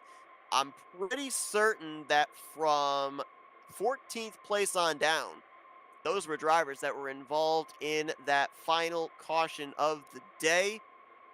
There you see a bunch of drivers that finished behind the wall as a result of the 6 cautions we had here this evening, from Jerm Lewis on down through Jason Scheck. Well, what do you say, Michael? Do we dial up these podium finishers, see what they thought about craziness of tonight's Talladega race. Absolutely, bring them in. Let's get this going. I got some Let's questions. let's start things off with tonight's third place finisher, Brian Schilling. Brian, it's Michael and Seth up here in the FRN booth. You got us? Yeah, what's going on? I'll tell you what, I mean, fans certainly got treated to a wild race here tonight at Talladega, but how crazy was it from a driver's point of view? Because we ended up looking like we knew what the fuel strategy was going to be for you guys. Then we get the phantom caution that kind of changes everything up, and then that wild wreck at the end of this thing. Yeah, I mean, I was playing the fuel card at the beginning. I went to the back, kind of got stuck back there, worked my way back up, kind of still had to play little fuel games. Almost got taken out on the backstretch, and then just I didn't get a good launch on that restart. But thankfully I was ahead of that wreck at the end, and at least could get it, third place. I was curious, what were the drivers' reactions when that caution came out when nobody spun? We're all trying to figure out what it was too. Like like none of us knew. We were trying to figure out, did somebody wreck or anything, and I did hear the spotter say debris, so it was definitely weird. Yeah, we saw here for that final restart, you were the one that led us back green. I mean, how difficult is it knowing that there's going to be a second lane, more than likely a third lane forming back behind you? We saw you actually trying to block all three lanes at one point there down the back straight. I mean, how difficult is it for a late race restart to be the race leader? Do you like that situation, or would you rather be maybe in the second or third row? Uh, Definitely did not want to be the leader. I knew I was going to be a sitting duck going back to the restart there. I just tried to get it. We didn't get a very good launch on the inside. My plan was to try to get to the middle lane and kind of, play the lanes from there, but it just never panned out. So at that point, I just kind of felt around a little bit to see where the best option was, and that's why I stuck low then.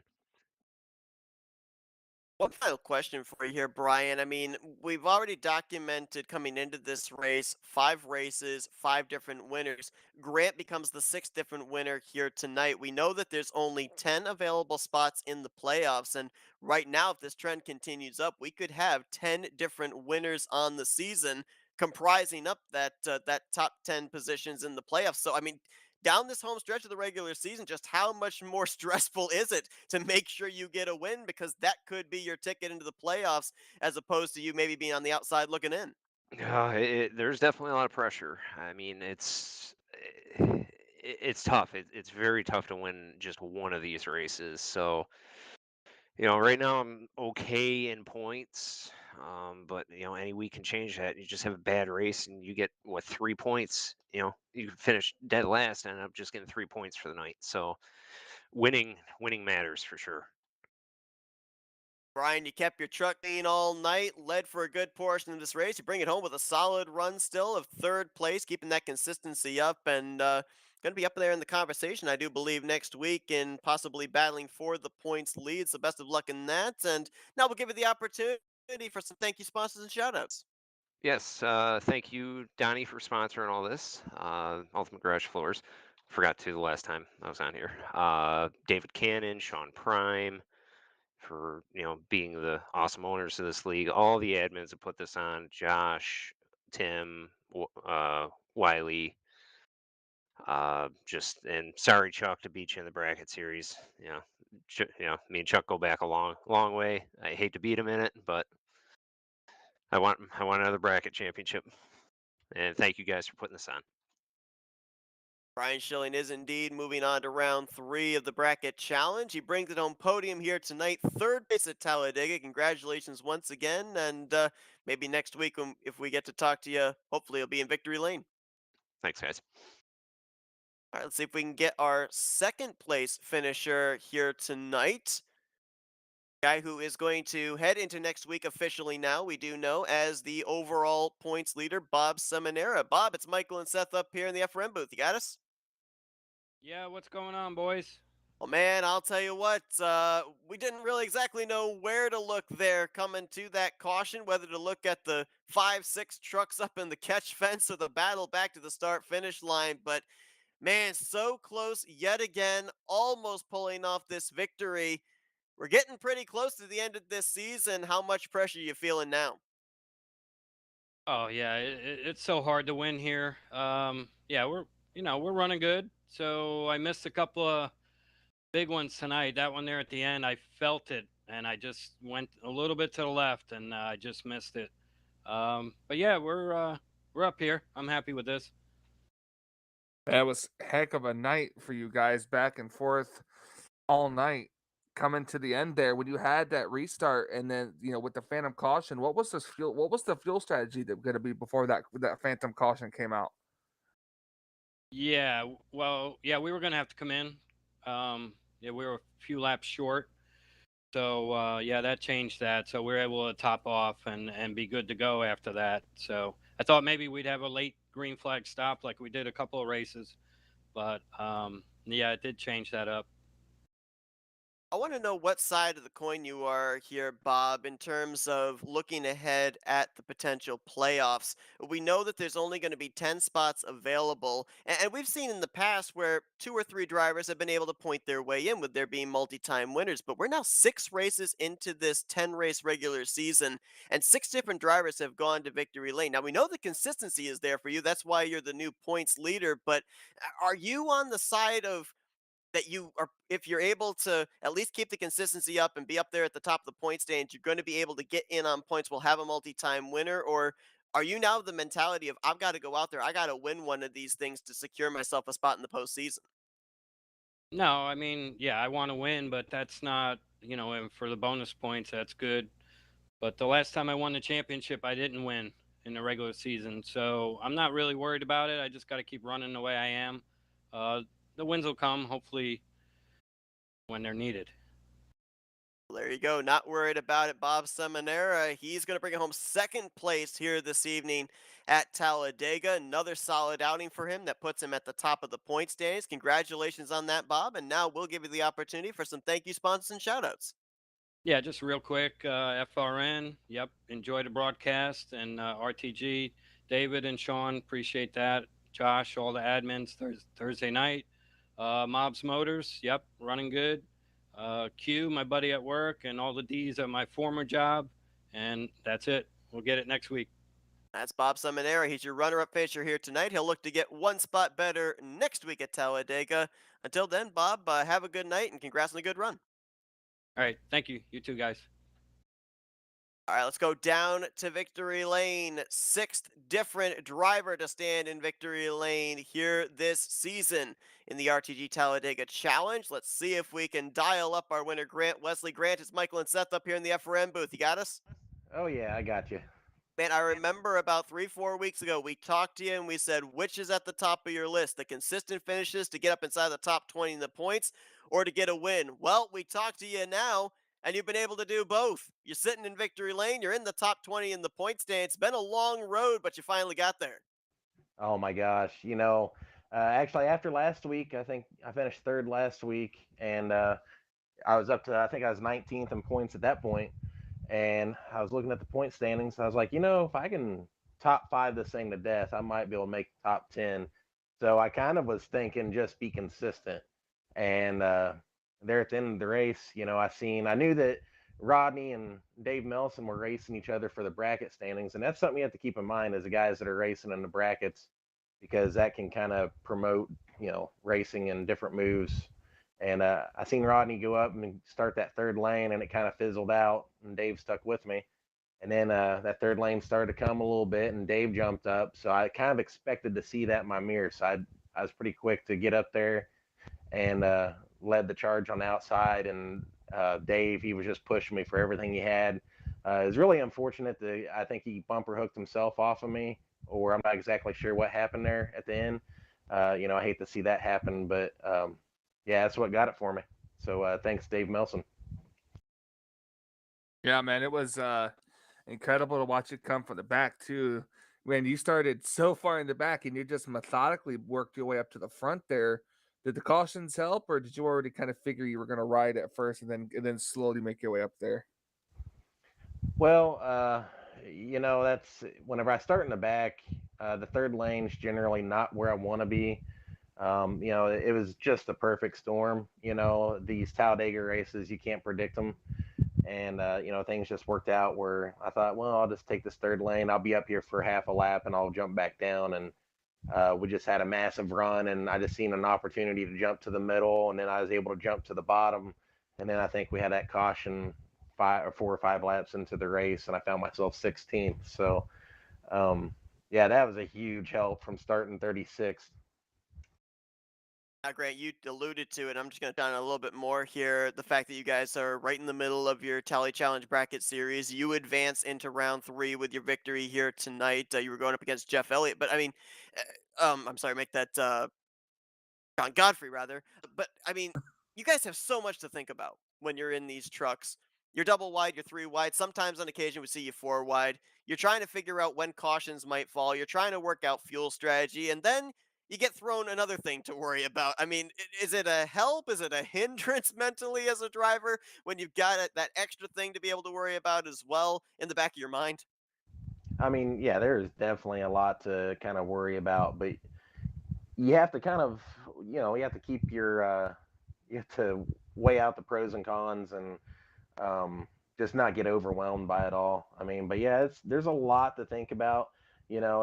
Cautions are busy for everybody in the field, because I guarantee every one of them is looking at it at the F2 standings, and they know who's in the bracket, who's battling for the brackets, and yeah, they're keeping all that in the back of their mind.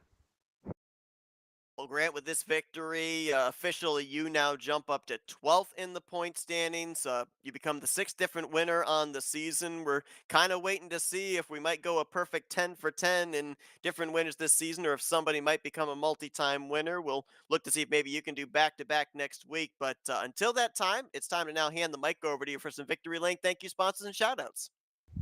Yeah, thanks. I'd like to thank the owners here, David Cannon, Sean Prime, for giving us such a great place to race. I'd like to thank each and every one of the drivers, that make these huge fields here at RTG, and the racing is just awesome. Like you said, we were 3, 4 wide throughout this race. Yeah, I'd like to thank you guys for putting the broadcast on, and yeah, tonight's a good night. Anyone that knows me knows I'm a dirt fan, and tonight is the Eldora Million, so I'm looking forward to sitting down and watching that big race tonight and enjoying my victory. Well, Grant Wesley, your winner here this evening. It's a big win for him after he missed out the first 2 races of the season. He's now a playoff contender now into the second half of the regular season. Congratulations once again, Grant. Well-deserved victory, and looking forward to seeing what you do here down the home stretch. All right, thanks, guys. So as he continues to celebrate in victory lane here tonight, that's going to bring the 6th race of the 56th season of the RTG Talladega Challenge, our coverage here on FRN, to a close. A little bit of an update for those of you that are keeping score at home of who potentially right now would be in playoff positions. All 6 of our former winners here this season are inside the top 20 in the points standings. So Chuck McClure, Richard Martin, Rodney Sullins, Joe DeSpirito, Donnie Garrett, and now Grant Wesley. They all hold playoff positions. 4 spots remain. They would be to the top 4 currently in the point standings. Bob Seminara, the points leader, holds 1. Josh Metallic, second in the points, holds another. Brian Schilling, third in the standings, holds another. And the final spot right now is being held by Glenn Harris by 3 points over Tim Knopfsker, who was not in the field here tonight. We ended up hearing from Seminara. He ended up not even winning a race the last time that he won a championship. He doesn't seem all that worried that we're going to go 10 for 10 in different drivers going to victory lane. He sounds like he's expecting a couple of multi-time winners somewhere here down the line, these final 4 races. So it's going to be a lot of fun to watch drivers battle for potentially that 9th, maybe even just only that 10th seed points wise, if indeed we have a scenario like that. I completely agree. It's gonna make it worth watching, and I hope none of you guys miss it too. It's very confident thinking that you're gonna have a multi-time winner, but if the trend continues, Seth, we may actually have 10 different winners. We might, and I think Brian Schilling hit the nail on the head when he said, we have these big fields and every position is a point. You can lose a lot in just one race. So nothing is set in stone until we get to that checkered flag at the completion of the 10th race, until we will absolutely be guaranteed in knowing who our 10 playoff drivers will be. But Another race in the books, Grant Wesley, the latest one to go to victory lane here in the Tally Challenge. Michael, it's been another good one, a thrilling finish for the fans and for us up here in the booth. And man, I appreciate you joining me. Absolutely. I have fun doing this. I can't wait. Ready for more. Absolutely. Thanks to everybody for tuning in here tonight. We hope you guys enjoyed our coverage. If you did, be sure to tune into our coverage of Race 7 next week, next Thursday night, with the green flag scheduled to fly at 9 p.m. Eastern Standard Time. But until then, for Michael Norman, I'm Seth Cole. We'll see you guys next week here for the RTG Tally Challenge Series, as you've been watching another broadcast courtesy of the Flatout Racing Network. This broadcast is the copyrighted work of Flatout Racing Network and may not be rebroadcast, retranslated, or used in any form without the express written consent of Flatout Racing Network and iRacing.com Motorsports Simulations. Flatout Racing Network would like to thank you for your support, and we hope you enjoyed tonight's broadcast.